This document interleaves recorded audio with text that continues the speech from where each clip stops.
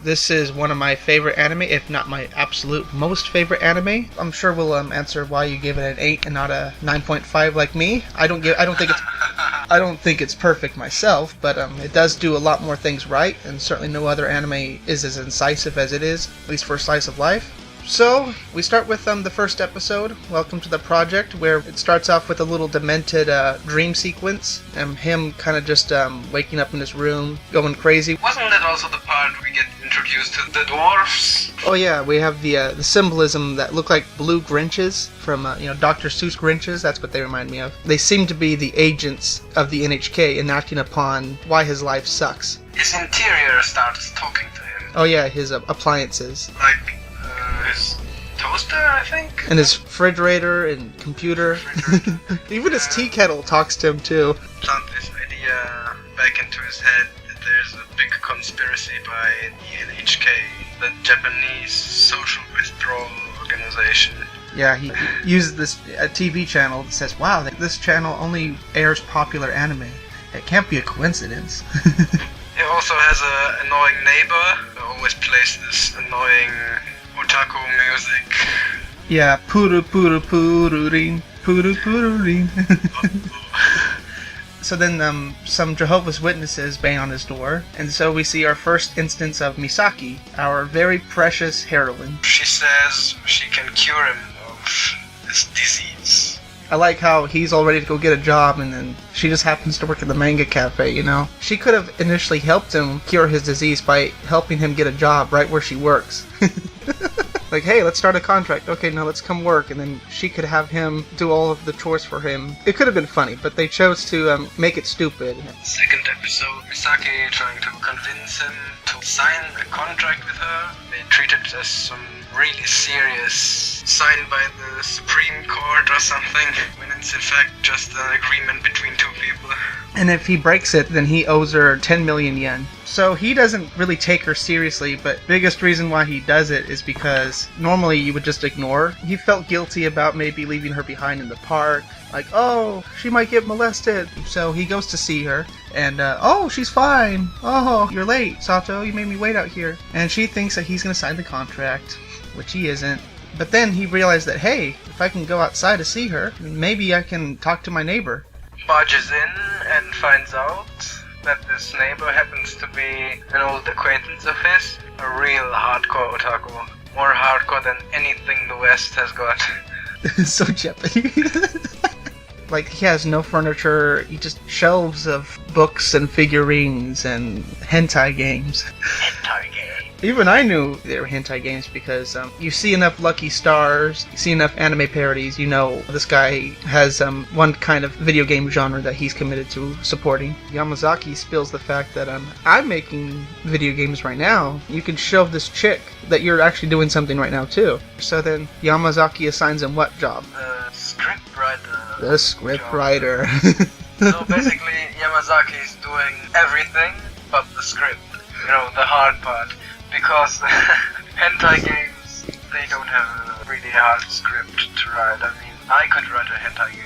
Episode 3 is quite possibly one of the funniest comedy anime episodes ever. Because, man, does he just burn through those tissue boxes, if you know what I'm saying. Oh, yeah. In exchange for animation, they use symbolism. Like, every time there would be an explosion in his room... Gotta get every possible ending to your favorite games. Gotta collect all those women. Not to forget, of course, he doesn't do any real work. Which is, of course, another theme, you could say, during the whole show. That he has a task, and he doesn't fulfill it because procrastination. And self-absorption. But it was enough for Sato to say, I've fallen so far. Now let me go to an elementary school with a camera. Terrible. That part was me saying, okay, this guy may not be completely well, you know. It's hard to believe that the guy that wrote this story was a hikikomori himself. It's like, geez, this guy was like some kind of guru. So it ends with a comedy aspect, and we move to episode 4. His best friend realizes that it's probably not enough for him to just play games. Maybe he should invite himself into the culture, know about the trends. He actually buys a lot of merchandise in those otaku shops. Yamazaki explains, when you see it, buy it. Don't think about it, just buy it. He buys a lot of junk, He looks up doll's skirt, he goes to a maid cafe, the wonder that is the moe phase. He has this original inspiration. Why not fuse them all together? Sick person, animal fetish, ghost fetish.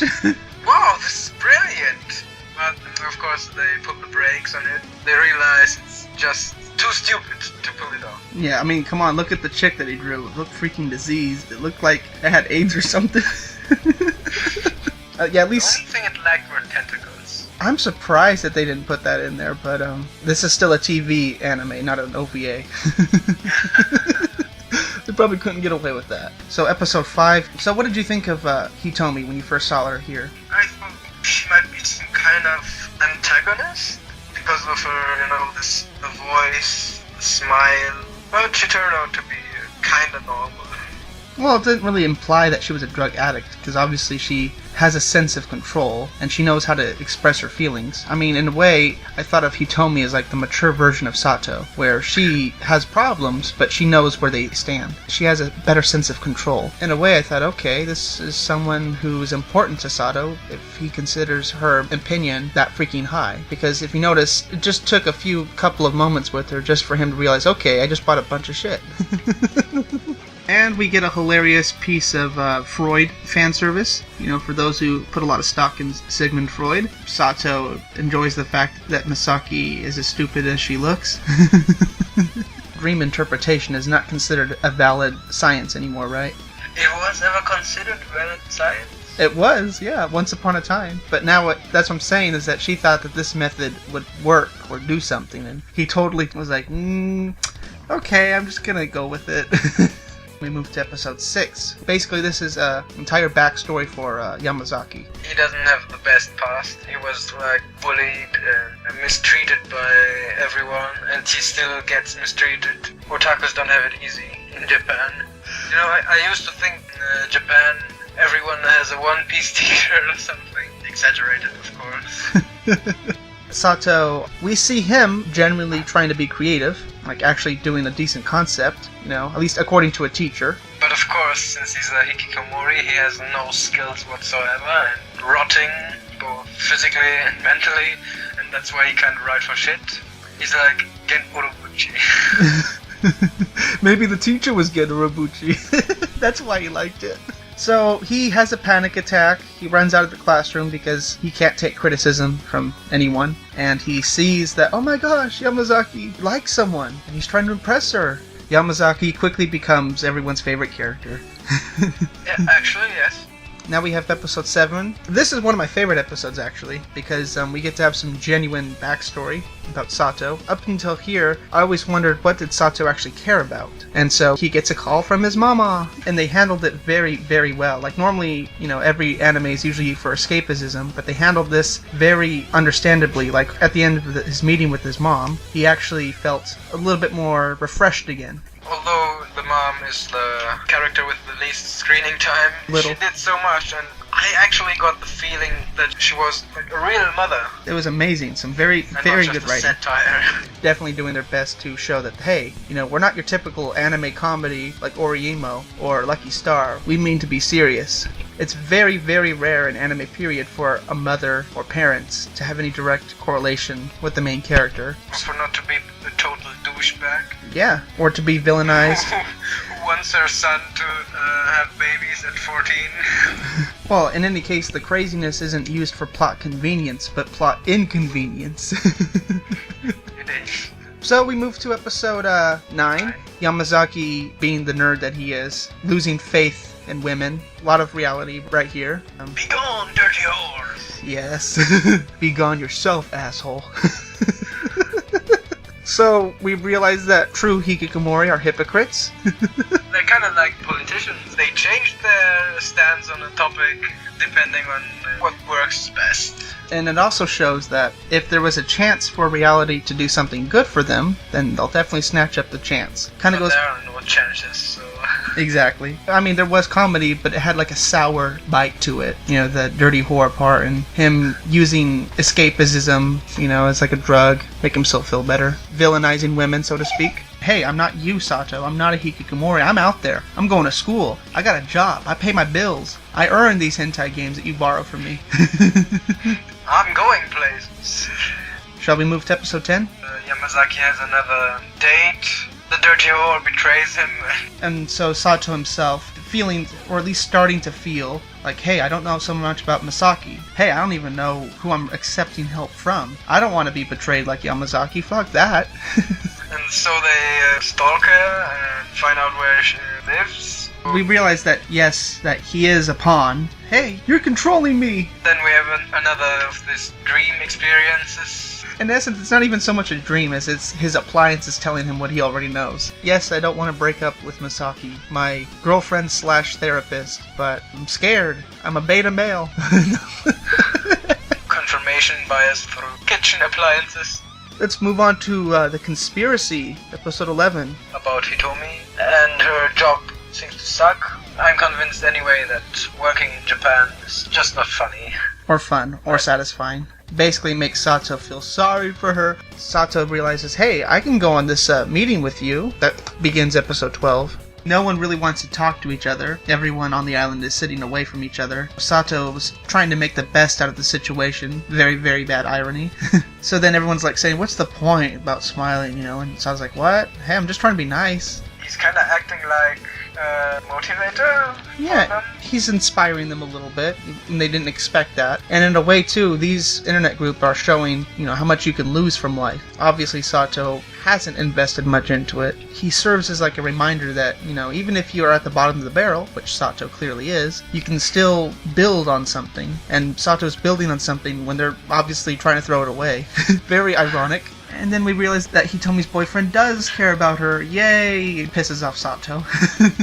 He almost jumps. Slips over the edge, and that would have been the end of the show if it was realistic. Well, yeah, because up until that point, he didn't really have a reason to commit suicide until he realized, oh, I'm not on this trip for her. She didn't want me on this trip for her.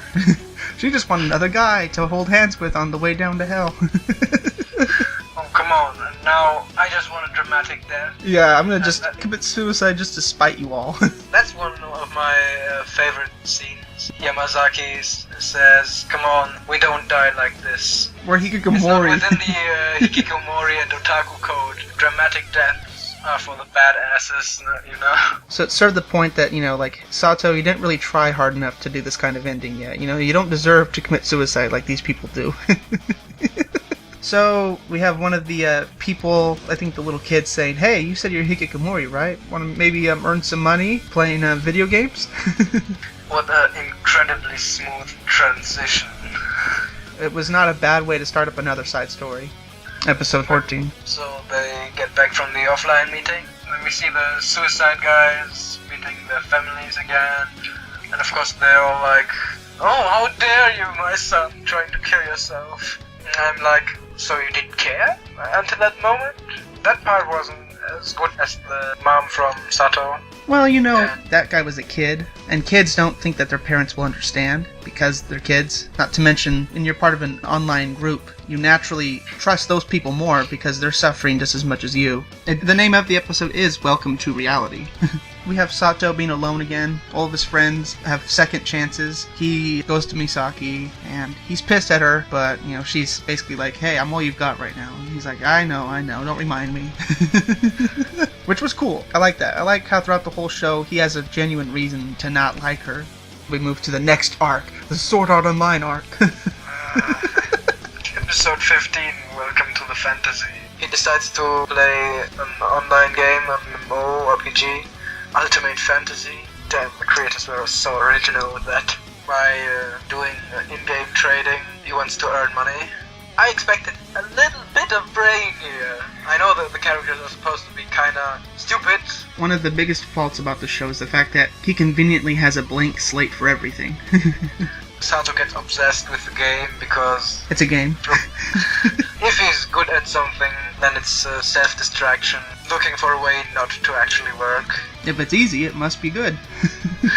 Of course, he doesn't do any work for the hentai game and misses the counseling sessions. Misaki comes to his door and tries to dress like a moe character. He's like, no, I got my own waifu.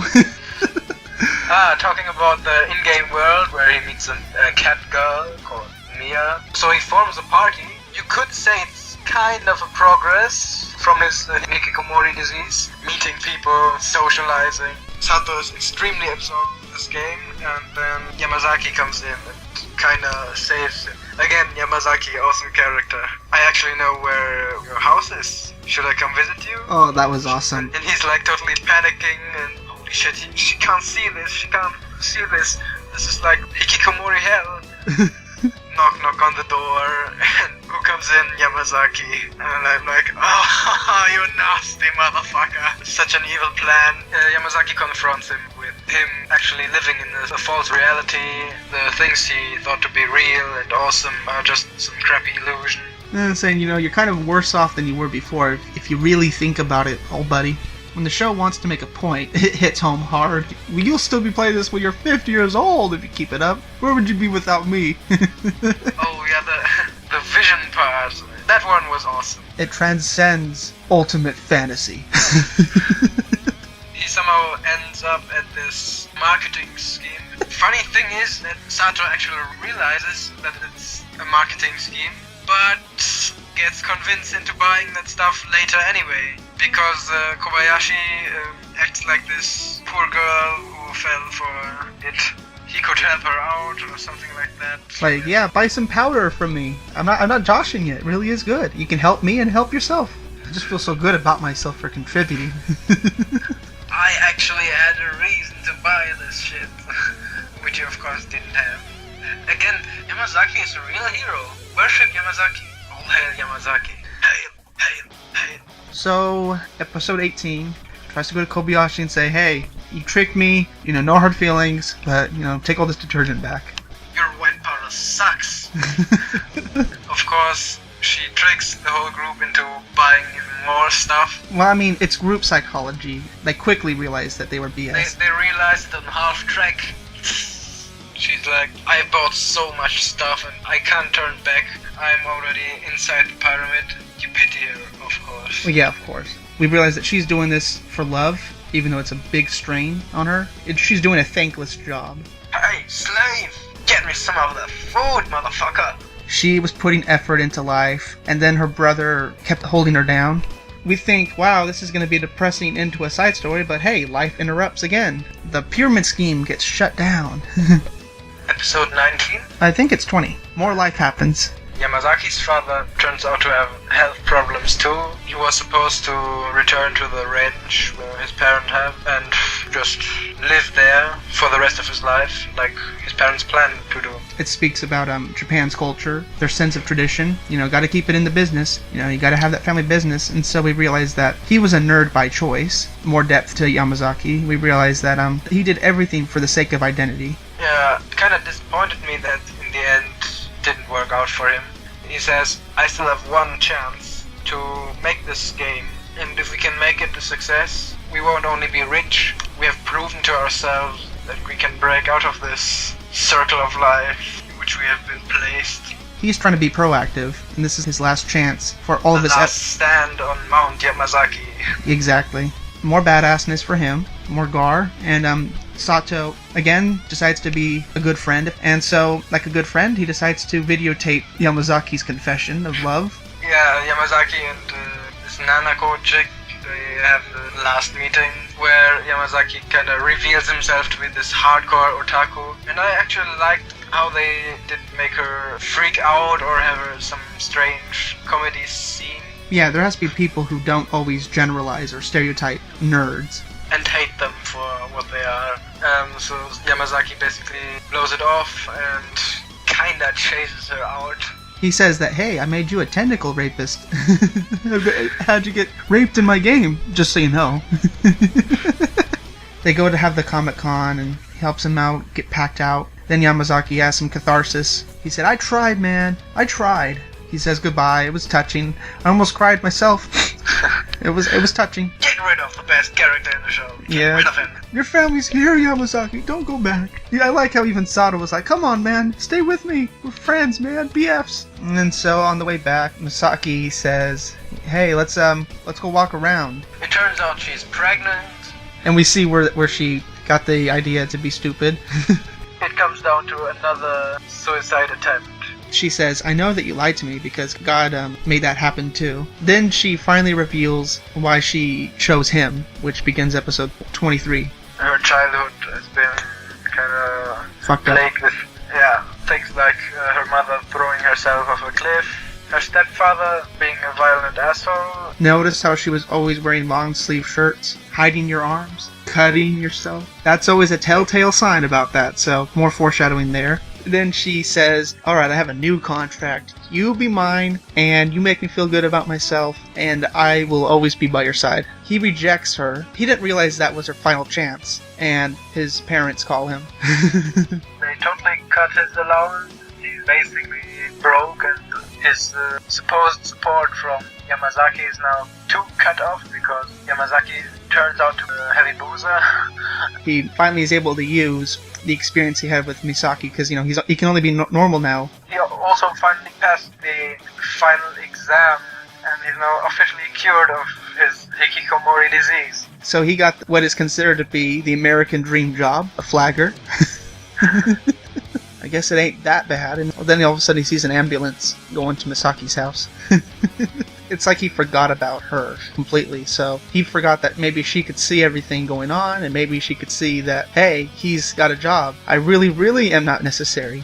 So at the last episode, he realizes that she's going to a cliff. Misaki says, you rejected me. This is what you get. You can't say I didn't try. And then Sato's like, hey, wait. I'm fucked up because I don't know what love is. You've been with me. You accepted me when no one else probably would. He thinks about how she blames God and how she thinks that nothing can ever change because there's always going to be pain and misery. So he uses his own symbolism to make God the enemy in the form, of the NHK. Yeah, and so he finally gets to destroy his illusions of this NHK thingy. He's trying to make it look dramatic again, which we already know doesn't work for not badass people. Yeah, but then he excuses it by saying, I'm going to do it for the one I love.